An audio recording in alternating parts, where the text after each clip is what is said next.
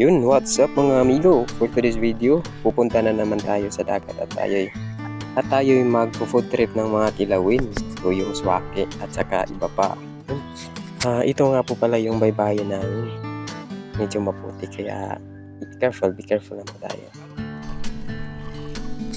Yun, sa mga hindi pa nakasakay ng pambot, ganito lang po siya papaandarin. Hihilain na po tapos aandar na rin yan. Siyempre, may gasolina na. Yun. Let's go!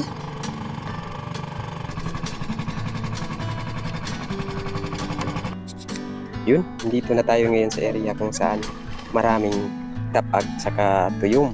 Kaya, let's go!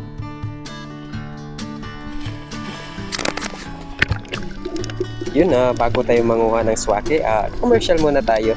Stop it.